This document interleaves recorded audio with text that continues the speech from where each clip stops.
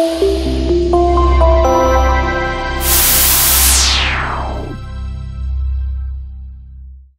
everybody, it's John Costigan, and I have a great video here for management. It doesn't matter if you're sales management, operations, marketing, all the way up to CEO. I'm going to tell you a story. And the reason why I say CEO is I just spoke last week to 7 CEOs. I'm part of a Vistage speaking group as well. And I spoke to 7 CEOs, and I've always said that the cool thing about talking to 7 CEOs is these men and women, they're CEOs. And it's kind of neat when you get that audience, right? And you get them for 3 hours. So I'm going to tell you where they start looking at each other going, holy cow, this story is really hitting us in terms of how we're looking at our organization, okay? So let me tell you the story. It's called the fish story.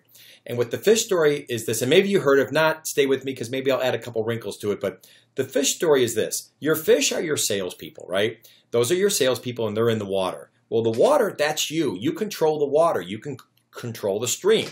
You can have the water meander, you can have the stream meander and turn or go fast like a waterfall, slow down to a trickle. The water could be dirty, the water can be clean. You control all of that, right? So as managers, you control this, and then you have your fish. So you're going to control the fish too. So for example, if you want to take plant food and put it right over here on this side of your stream, well then the plant food might be your comp plans. For example, if you had a comp plan that said that, the more that they sold, once they got to a certain part, then they got their kickers and they went, now 110% a goal, 120, 130, and then their commissions might go from 20, 30, whatever that may be, right? That's the plant food, right? You can also have spiffs, sales contests, and that will drive all the fish to that area where they know they're going to make the most money. I mean, it's real simple. The fish are going to go where the food are at.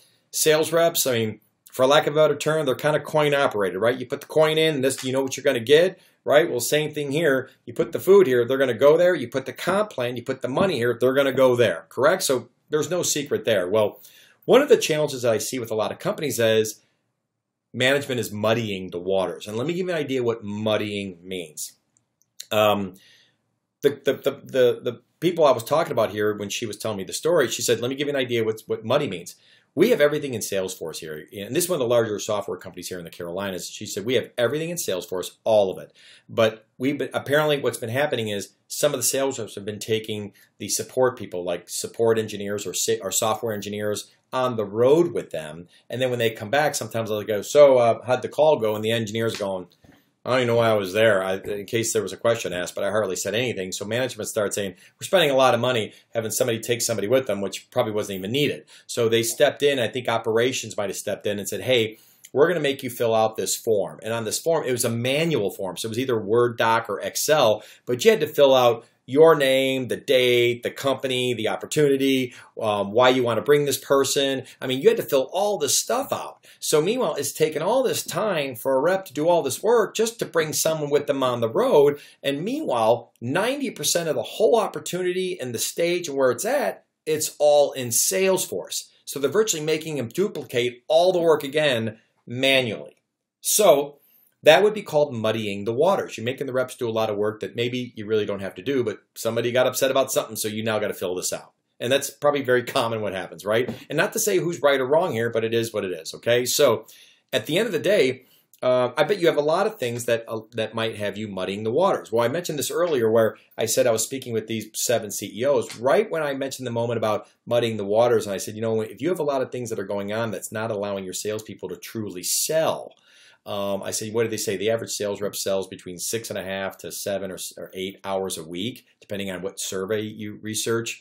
I said, you start doing stuff like this, you're going to start knocking those numbers down. It's going to be harder for them to make their numbers. Well, that's when these 2 people, actually it was Rob and Bruce, their names, they both kind of said something, and I kept speaking, and I kind of waited for an appropriate break, and then I said, hey, I noticed you 2 guys, you'd said something. What'd you mention? They go, boy, we're muddying our waters. And I said, really, how? And of course, when you're in a small, intimate session like that with 7 people, and I got 3 hours with them, we start drilling down, and they start voicing their opinions. The next thing you know, the whole room lit up with what they're all doing in their organizations as well. And it was amazing. I was like sitting there going, oh my gosh, I'm like 7 for 7. They're all talking about challenges they have in their company.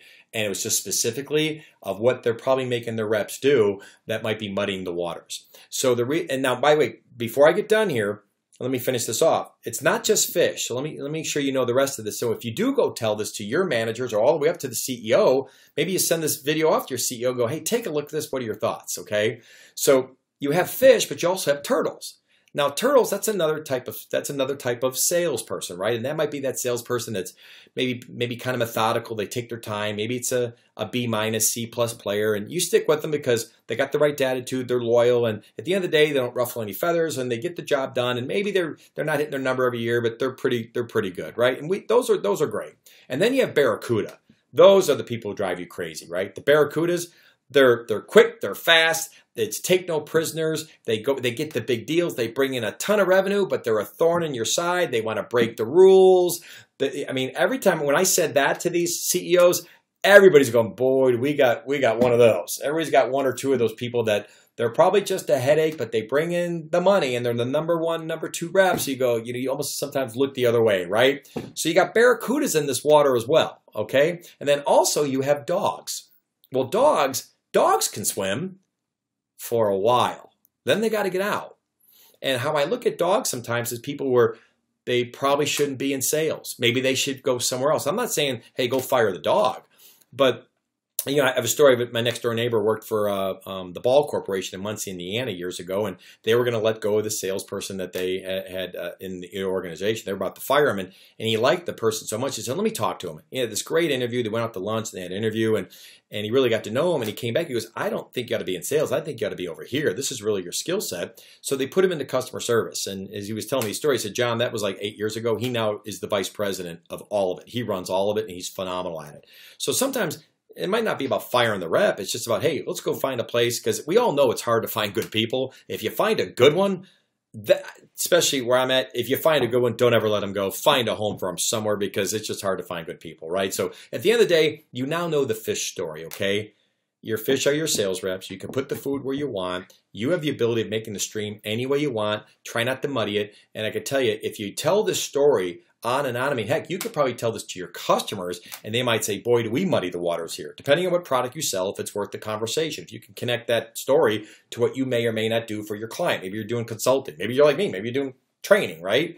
So at the end of the day, hope you enjoyed the story. I hope it really helps your company and maybe gives some people some clarity where you can start to say, hey, let's write down the top 3 or 4 things on a whiteboard of how we're muddying the waters for our salespeople. I think it's going to be a good story for you. Good selling. Take care.